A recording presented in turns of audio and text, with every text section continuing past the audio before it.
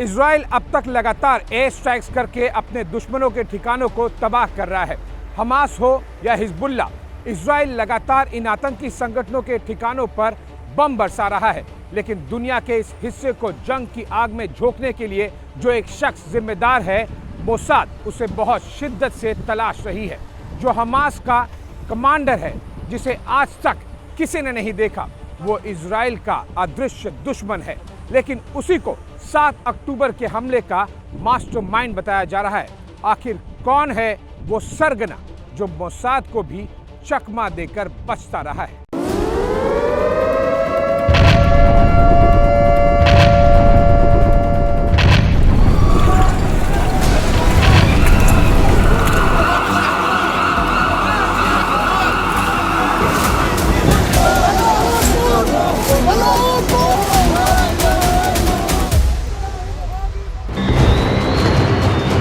Gaza पट्टी की inch inch जमीन बारूदी विस्फोट से कांप रही है। इस विस्फोटक जंग का मास्टरमाइंड कौन है? इजराइल के बारूदी बवंडर से गाजा पट्टी में कोहराम मचा।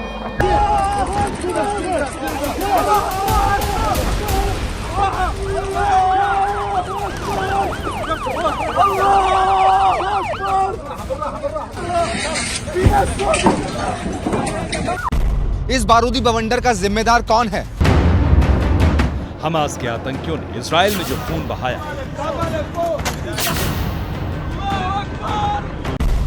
इस खून खराबे का मास्टरमाइंड कौन है?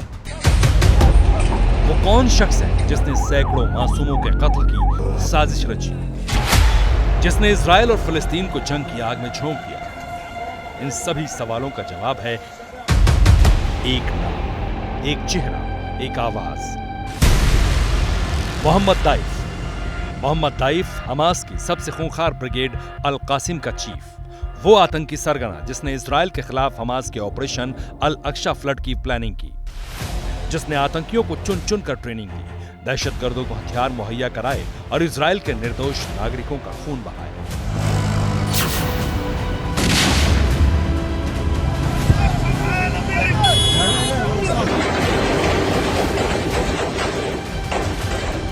قتلا وحرقا وتدميرا وإغلاقا للطرقات. وأفهم هذا المحتل الجبان أن طوفان الأقصى أكبر مما يظن ويعتقد. يا إخواننا في المقاومة الإسلامية في لبنان وإيران واليمن والعراق وسوريا.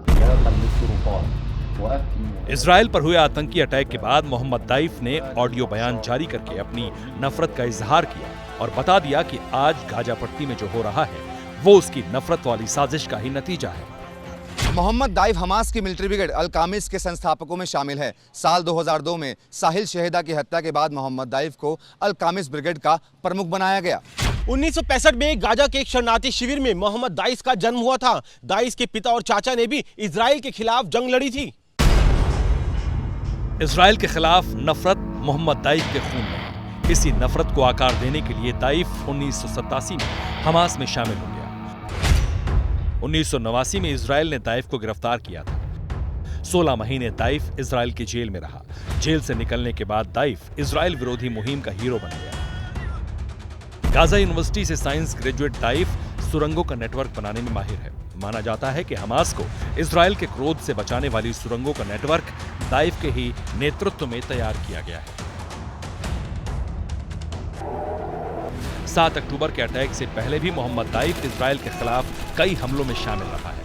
बम बनाने में एक्सपर्ट दाइफ पर इजराइल में कई फिदायीन अटैक कराने और इजरायली नागरिकों की हत्या करने का आरोप है। हमास के दूसरे टॉप नेताओं की तरह दाइफ भी इजराइल की टॉप वांटेड लिस्ट में रहा है। अब तक 7 बार इजराइल ने मोहम्मद दाइफ को मारने की कोशिश की है। इजराइल के अटैक में मोहम्मद दाइफ की एक आंख और एक पैर को नुकसान पहुंचा। 7 अक्टूबर के अटैक के बाद इजराइल ने फिर मोहम्मद दाइफ के घर को निशाना बनाया है। रिपोर्ट्स के मुताबिक इस अटैक में दाइफ के भाई समेत कई लोग मारे गए। दाइफ के खात्मे के लिए ऐसा ही अटैक 2014 में भी हुआ था। तब हमले में मोहम्मद दाइफ की पत्नी, बेटे और बेटी की जान गई थी, लेकिन वो बच निकला था। इजराइल की खुफिया एजेंसी मोसाद दुश्मनों को पाताल से खोजकर भी उनका खात्मा करने के लिए चर्चित है। फिर दाइफ कैसे बच गया? इजराइल का सबसे बड़ा दुश्मन आखिरकार अब तक जिंदा कैसे है? कैसे दाइफ अब तक इजराइल की एजेंसियों को चकमा देता रहा है? इसकी वजह है मोहम्मद दाइफ का सीक्रेट लाइफस्टाइल। दुनिया के पास मोहम्मद दाइफ की ये इकलौती तस्वीर है। ये तस्वीर उस वक्त की है जब दाइफ की उम्र 20 साल थी। उसके बाद आज तक दाइफ की कोई दूसरी तस्वीर इजराइल की एजेंसियों को नहीं मिली। दाइफ जब भी टीवी पर आता है तो नकाबपोश होता है या उसकी सिर्फ परछाई दिखाई देती है। इतना ही नहीं, इजराइल की एजेंसियों को चकमा देने के लिए दाइफ स्मार्टफोन का इस्तेमाल नहीं करता, सिर्फ हमास के टॉप कमांडर्स से मिलता है। दाइफ लोगों के बीच नहीं जाता, सिर्फ रिकॉर्डेड भाषणों के जरिए ही अपनी बात लोगों तक पहुंचाता है। दाइफ का ठिकाना गाजा में एनक्लेव के नीचे हमास के लिए बेहद सुरक्षित सुरंगों में है। वहीं से चंद भरोसे के आतंकियों के साथ मिलकर इजराइल का अदृश्य दुश्मन आतंकी वारदातों को अंजाम देता है। बताया जा रहा है कि 7 अक्टूबर को इजराइल पर हुए अटैक की प्लानिंग भी दाइफ ने हमास के दूसरे कमांडर यद्दा सिनवार के साथ मिलकर रची थी। हमले को अंजाम देने के लिए चुने हुए आतंकियों की पूरी ट्रेनिंग मोहम्मद दाइफ की देखरेख में हुई थी। दाइफ 2021 से ही इजराइल पर खूनी अटैक की तैयारी कर रहा था। मई 2021 में इजराइल के सुरक्षाकर्मी अलक्सा मस्जिद में घुसे थे। तब 11 दिनों तक इजराइल और हमास से खूनी झड़प हुई थी। इस घटना के बाद से ही मोहम्मद दाइफ इजराइल के खिलाफ बड़े ऑपरेशन की तैयारी कर रहा था। करीब 1.5 साल की ट्रेनिंग के बाद 7 अक्टूबर को मोहम्मद दाइफ के दहशतगर्दों ने इजराइल में जो खून बहाया उसे दुनिया ने देखा।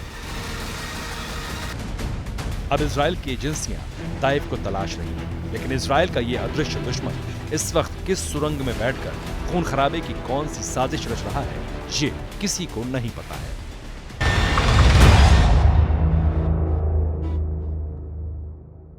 जैसे ही घड़ी का काटा दोपहर 2:30 पे आए, बबीता जी का दिल सास बहू साजिश के लिए मचल जाए।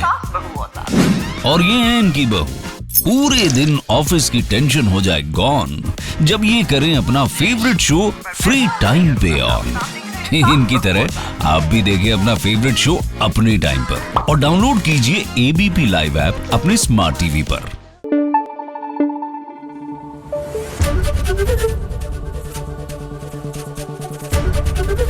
एबीपी न्यूज आपको रखे आगे।